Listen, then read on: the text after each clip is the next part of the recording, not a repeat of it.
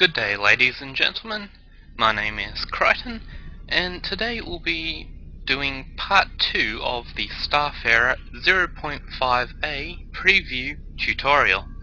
Today we'll be going over the early part of the campaign and how to successfully get your fleet up to fighting strength with the correct vessels. Now, at the start of the game, you're assigned a random frigate. This frigate can be of very good use or very bad use depending on what you're assigned.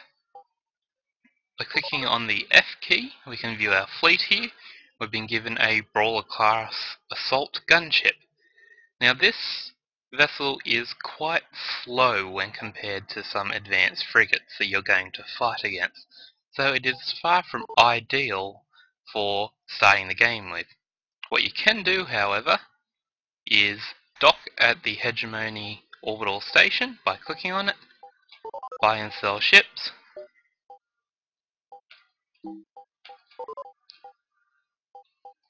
and sell your starting vessel, which nets you a nice 7,000 credits, and then buy yourself a Lasher class assault frigate. Now you'll notice that you won't have enough crew to pilot this. This is something essential to pay attention to, because if you don't have enough crew on it, you'll automatically lose the next battle you go to. So we're going to confirm this transaction, then trade or hire some additional personnel.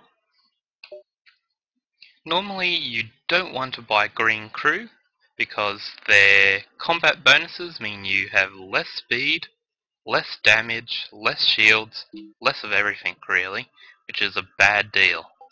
But if you only have a small amount, then the regular crew will be giving you their normal bonus, which means you get no bonuses but no negatives.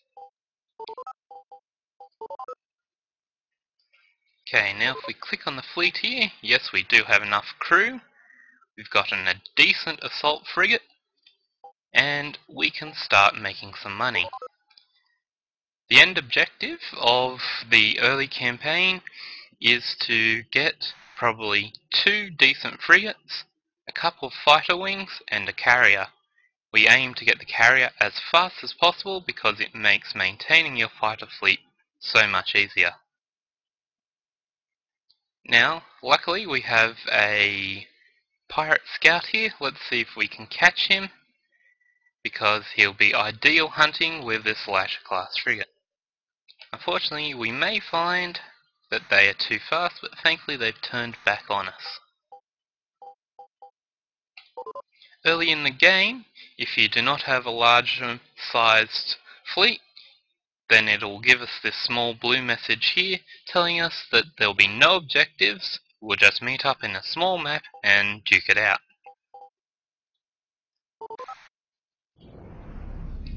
Now, one thing to keep in mind when playing the game is the computer is generally way better at aiming than you are. And for this purpose, turning on Autofire is considered a must, because it will hit with far more regularly than you would be manually. Now if we had the Brawler, we'd be getting outpaced by these fighters quite drastically. As it is, we still are, but our additional speed means that we can bait them into getting too close and get a couple hits on them.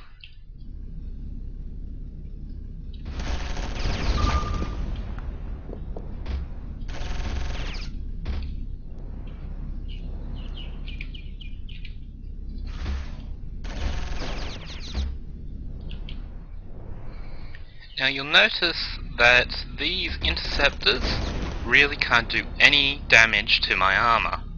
For this point, interceptor fire and a lot of frigate fire doesn't require the use of our shields at all. So you'll see here we gained 468 credits down the bottom. There was no loot. Fighters rarely have any loot. Okay, now let's take a look at the map screen. On the map screen we can see our position here as the green triangle. The size denotes the size of our fleet and what's likely to fight us. Anything that's larger than you will actively try and kill you, which you do not want to enter into a fight unless you feel really confident of your skills. Anything of equal size generally will engage you unless they feel intimidated. The fighters, for example, were intimidated by my frigate because my frigate has a lot of anti-fighter capabilities. The different colours represent brown as the hegemony, the old school guns and missiles kind of class of people. They are, for story purposes, the controllers of a great deal of the space we're involved in. The blue ones are Tritachyon, the corporate overlords, which heavily favour tech. They have smaller fleets, but much more advanced weaponry. They like to favour using lasers and mass drivers. The pirates are kind of a mix in between, in red. They are generally quite easy to fight. They won't use anything too advanced, but sometimes they can surprise you. When fighting the hegemony, you'll notice if you ever come near them that they have large levels of fleets. It can be quite scary. For the early game we want to attack pirates because as soon as you attack one of the other factions, the rest of the faction will aggro on you and there's no way to recover friendly status. The white ones represent independent mercenaries or merchants, and all of them act as a faction as well, so attacking one will cause the rest to attack you. For the early stages we want to attack the small triangles, develop a little bit of credits so we can buy some fighter wings. Now let's take a brief look at the station, because what we really want to do quickly is earn enough money for our fighters and a Condor class light fire support carrier here, which only needs a small amount of credits, 12,000 including crew. We can give the carrier green crew because, to be honest, we don't want that to get into a fight.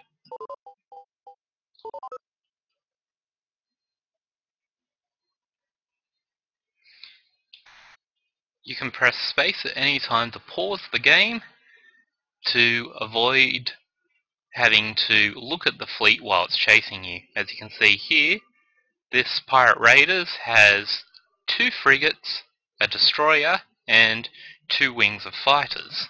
We wouldn't stand a chance just because of overwhelming numbers.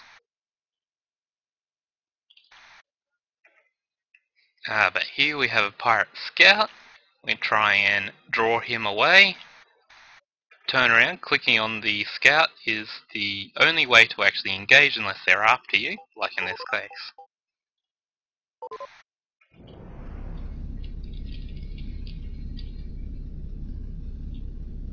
I always use Autofire because it is just far more superior to my normal aiming capabilities.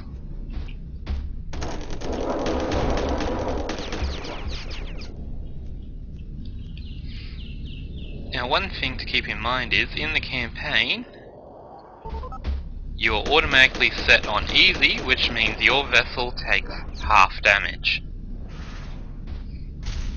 This is not true for the rest of your fleet, so in later battles, this isn't so much of a great advantage.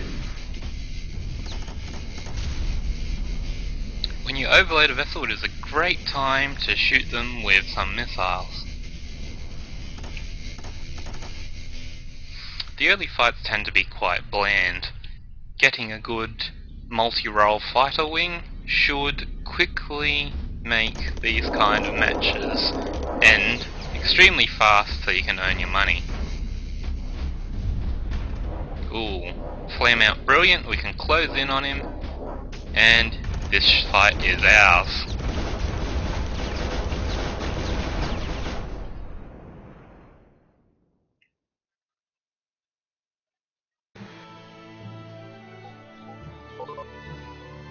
So here we see the salvage screen. You'll get some of the random weapons that were on board, a little bit of fuel, which is completely useless at the moment because there is no interstellar travel. So we can sell it all off for a good deal of credits and some supplies. These are important for repairing your vessel, so always keep a healthy amount on you. On the right here, we'll see that cargo has gone over the maximum limit. At the moment, there is no penalty for going over your maximum cargo limit, so don't worry about this too much. You can continue hunting. Whoa! That fleet almost caught us. One thing to keep in mind is that you can still run away from pirate raiders, even if you get engaged and you can't run away from the fight. As soon as you enter the map, just walk off the edge of the map to retreat. You'll be given a defeat noise, but you'll keep all your vessels and assets. This won't work when you have more than one vessel though, because they will try and break through the fleet to the other side. This is a bad idea because they'll get shot up and killed. Now, you'll see here as we're approaching the sun, the bonus speed up in the top left hand corner has reduced to 0%. This is because stellar bodies reduce the amount of speed that you can grab. Keep this in mind if you're running away, although because it is percentage based, generally even the larger vessels will slow down before they catch up to you, so your normal speed is all that matters. It can be kind of annoying because it slows down the speed you do to engage other vessels.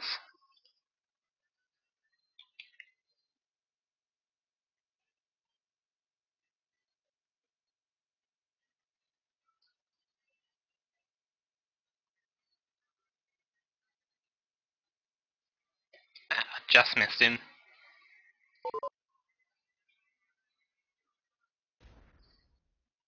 Pirates generally do like to attack the merchant fleets, but they are vastly outnumbered, so they'll probably just commit suicide or run away when they realise what they're up against.